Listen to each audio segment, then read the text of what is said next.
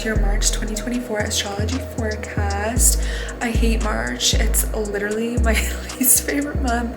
If I could take out February, March, and April out of the year, I would be so happy to do so. I do not like spring. It is my least favorite season. With that being said, I'm not going to bring bad vibes to this reading. I'm only saying it from a place of being biased, one, because I'm on the East Coast and I hate this weather, and that's why I had to put my hair up, because it's so frizzy because it's raining all the time.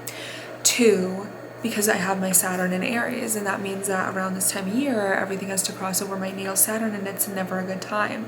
I'm going through a rough time. I know I look cool, calm, and collected right now. It's because I'm trying to be professional and show up and do this reading for you, but I'm really going through it. So please know that that is why this is delayed. I know that last month I said I was going to be better with the timing of these readings, and I want to be better. I do. I got hit with life. Life is lifing for me right now. So with that being said, thank you for being so patient with your reading.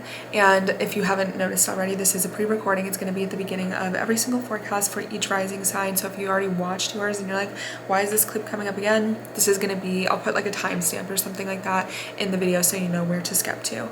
I just wanted to do this because I find myself when I do all of the rising signs like repeating myself a lot, and it makes me kind of burnt out to do these readings, and I'm trying my best to work smarter, not harder recently, and just make little changes to all my content and my work and stuff like that in order to show up and be the best version of myself and give you guys the value that's actually going to help you. Like, use astrology and understand it and use it as a cheat code, because that's the whole reason that I do this as my job.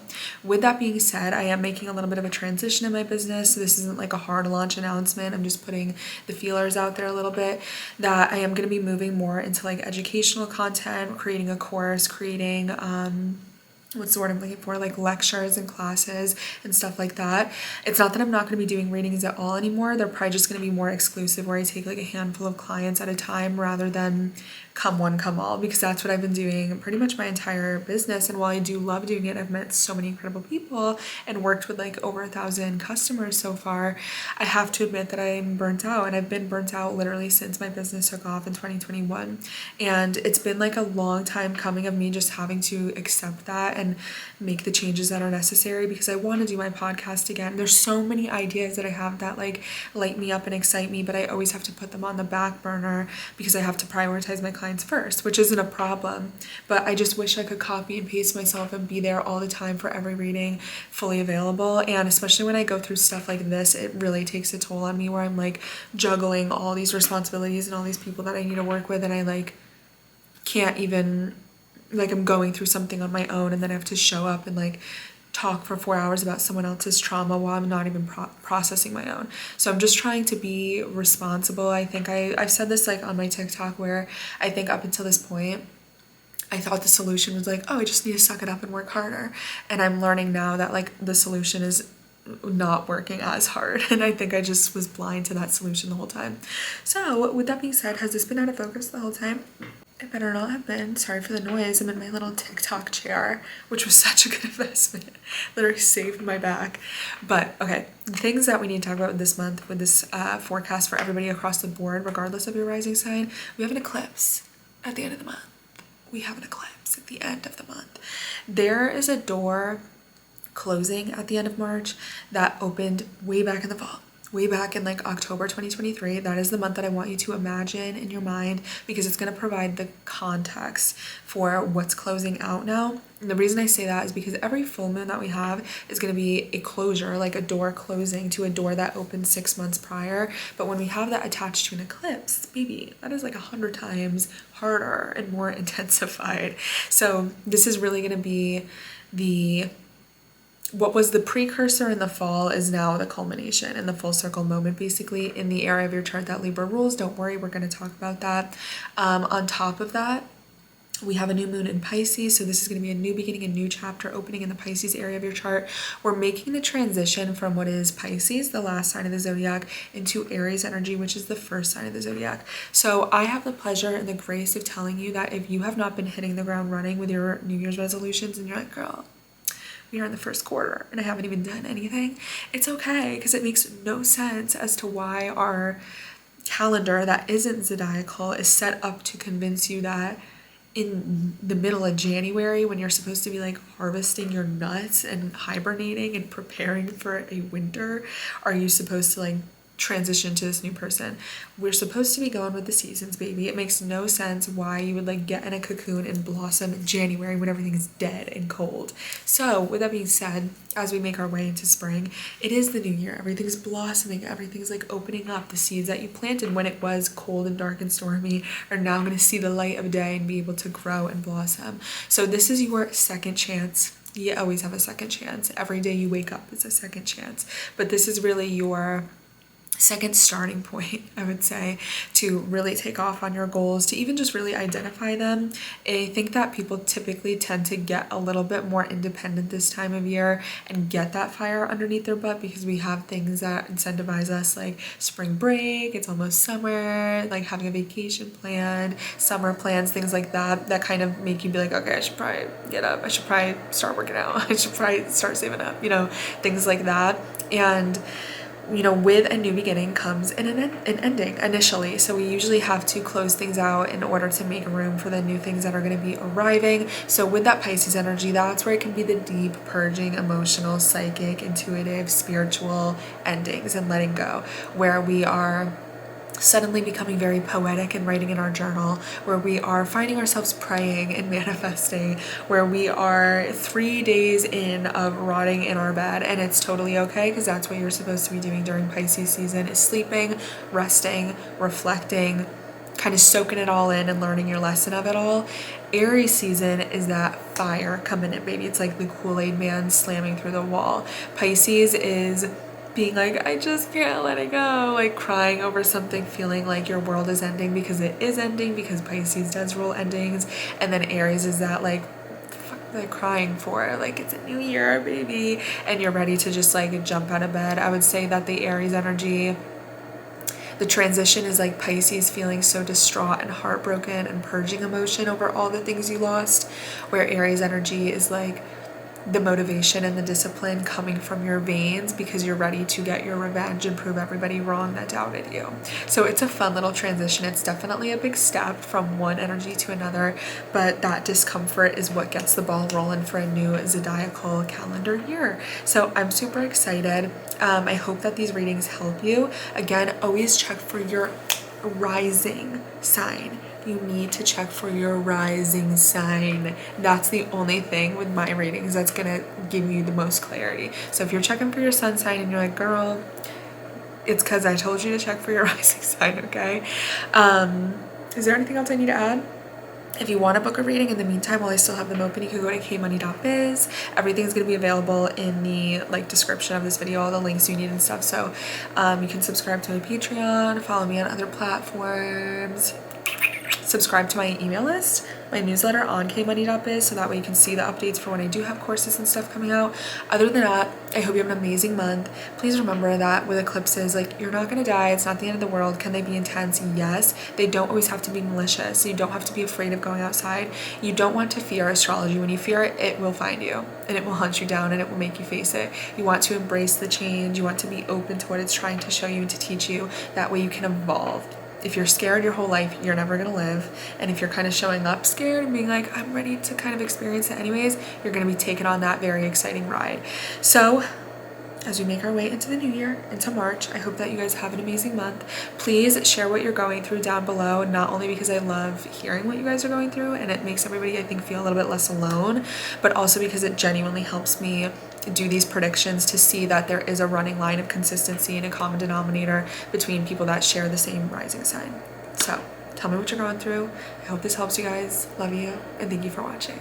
Hi Aries, most of the attention is really going to be on this area of the chart, your 11th house, your 12th house, and your first house. So we're kind of having this transition with you that goes from a very loud, social, like very focused on the big goal sort of vibe, to diving beneath the surface into the deep end by yourself to explore what's underneath the surface. And then as we make our way into everything getting into Aries, your first house of self and identity, the spotlight kind of comes back on you, you come up for air, and you're seeing the world in a new way. With that being said, on the 3rd, Venus in your 11th house squared Uranus in your 6th house. So Venus is a quite, beneficial planet. It usually wants to give you good things. It's your comfort zone. It's money, beauty, pleasure, indulgence, very like frivolous surface level pleasures that kind of make sense for everybody across the board. It's like eating your favorite ice cream flavor. It's like finding 10 bucks on the ground. It is like flirting with somebody. So having that in a little bit of a conflicting aspect, which doesn't have to be the end of the world, but rather shows a little bit of friction between your second house of things that belong to you, your possessions, your self-worth, your personal values, but really your money, your income, things that are like in your name technically.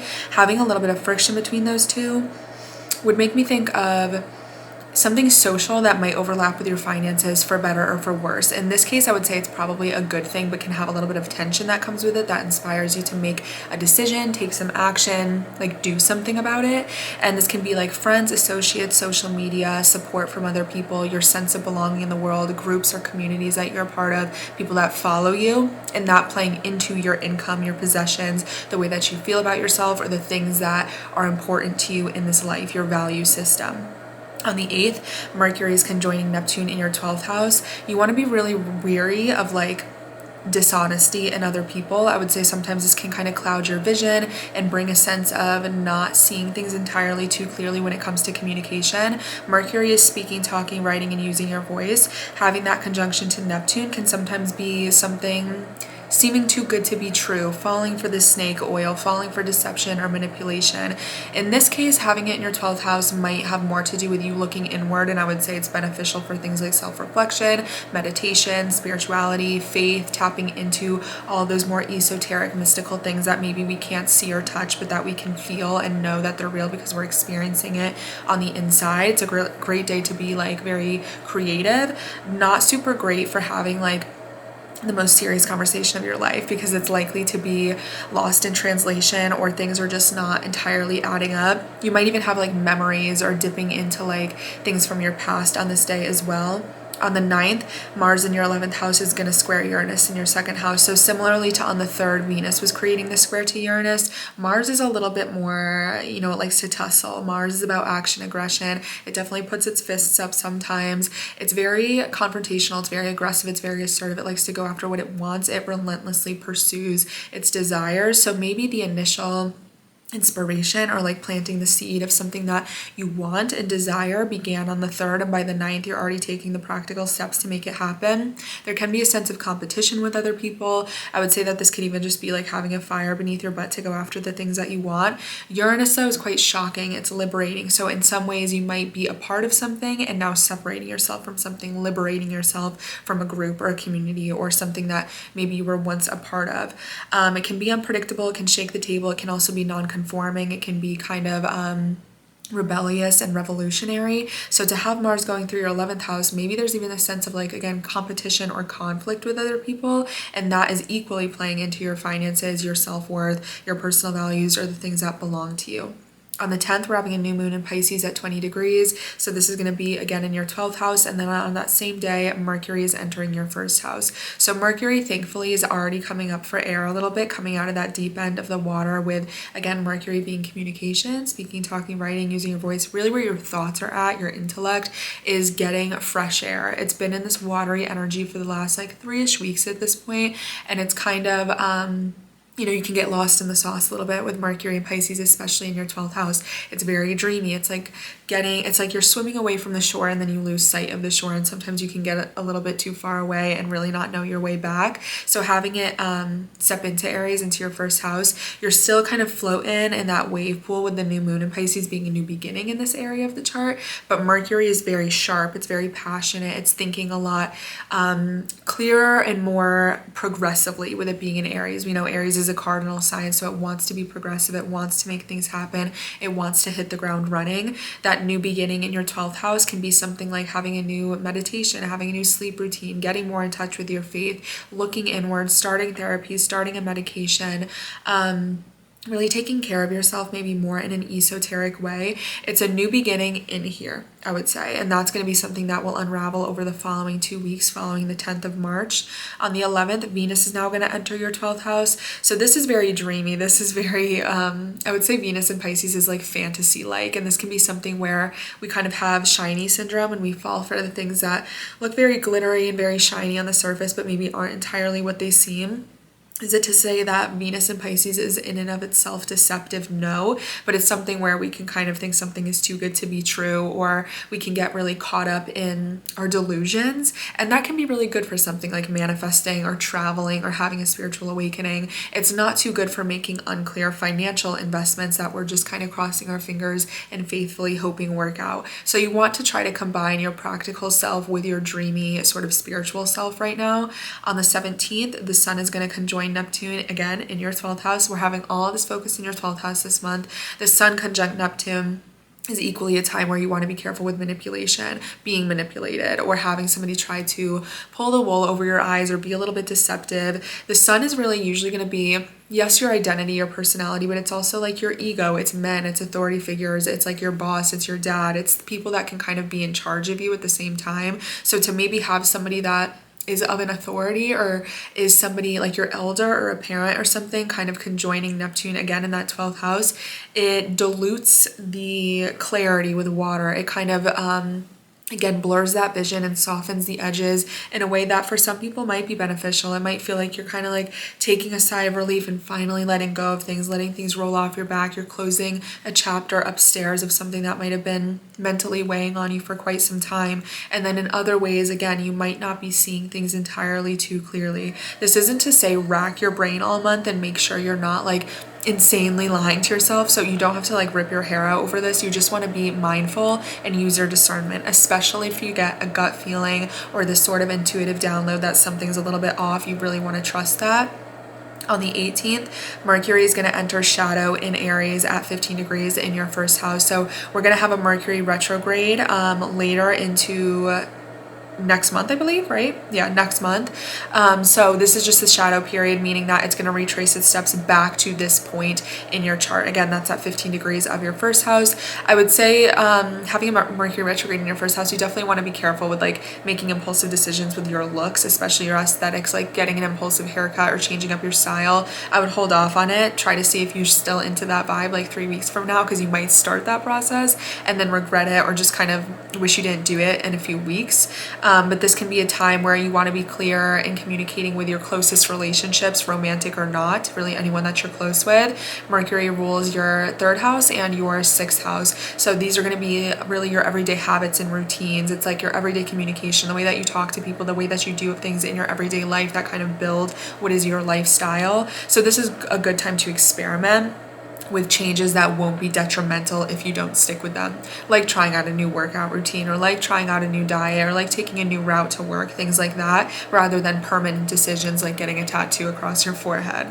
On the 19th, Mercury is going to conjoin the North Node in your first house, so you might have a very fated conversation or decision or sort of like mental clarity breakthrough, like a revelation, maybe a revelation, a revelation or an epiphany, in the sense of reflecting in your identity or within your closest relationships as well.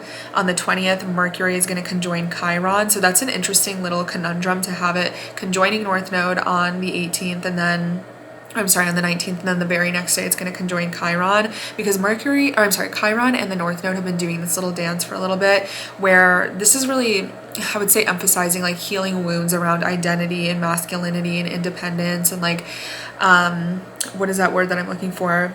Like politics around like hyper individuality and things like that. I would say it's really giving people the opportunity to tap into their pain and really dabble in that wounded healer energy, not just the wounded part, but now the healing part. So having Mercury kind of join that party is certainly bringing the attention to it, either when it comes to you cerebrally being stimulated about your pain and like thinking about it, reflecting on it, journaling about it, talking about it, but it can also be conversations with other people, again, particularly in your relationships, or about your health as well.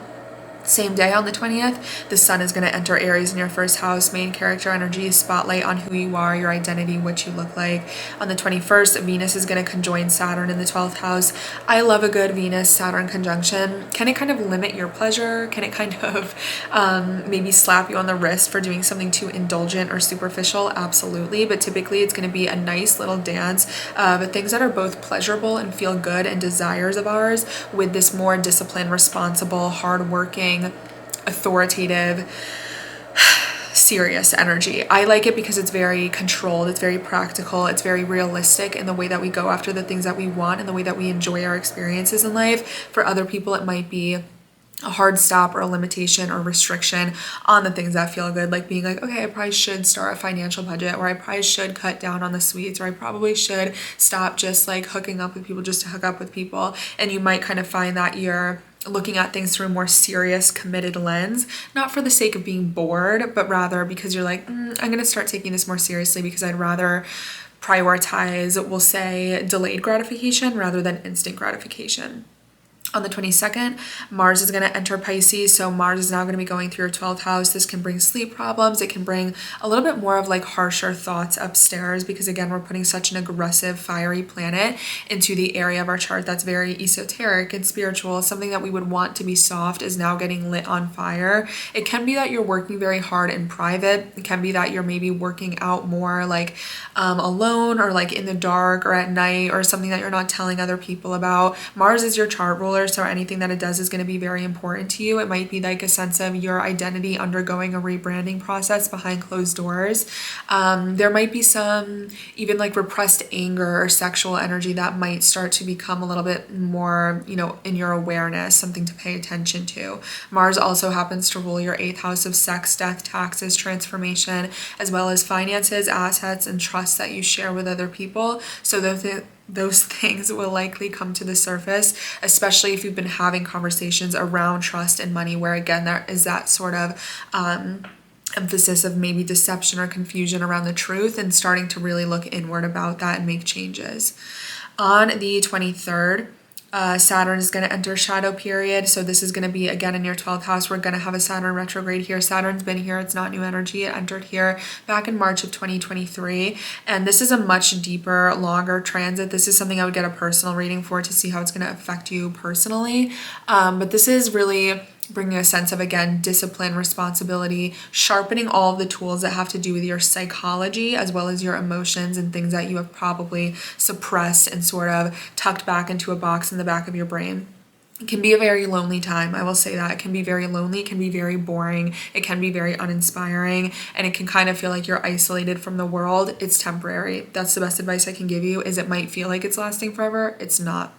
On the same day, Jupiter is it exits shadow period in Taurus. So Jupiter was retrograde, it's now direct, and it's finally leaving the territory that it did retrograde in, meaning that we're entering new territory. And that's very exciting for Jupiter, because it's expansion, it's growth, it wants to give us good things, it wants to give us abundance and opportunities. So now that it's out of the area that it kind of dabbled in last year, we're stepping into newfound energy into this year. So we're probably going to see new things on our path. In your case, it's in your 2nd house of, again, money, possession, self-worth, things that belong to you, investments, etc.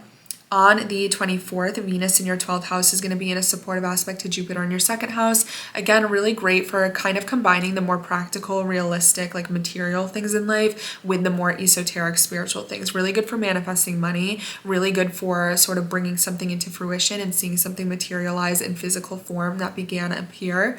And then on the 25th, we have a full moon lunar eclipse in in Libra. And this is really the door closing to a chapter that began 6 months ago, back in October, particularly with your relationships, a very big cycle closing out. It doesn't have to be the end of the world. It doesn't always have to be a breakup. It doesn't always have to be something depressing. In some cases, you probably are letting go of people in a faded way. New things are beginning in your relationships, as well as old things really making their way out. It's just a part of your progression into getting closer to your sense of individuality with the North Node in your 1st house. And then on the 26th, Venus is going to be in a sextile to Uranus in your 2nd house. Wait, we already said that. Maybe it's still going to be consistent. I don't know why I have that for both the 24th and the 26th. Granted, it will be present either way during that eclipse. So I like that you're having that positive, supportive aspect at the same time of having that goodbye, that major ending, that closing of a chapter within your relationships.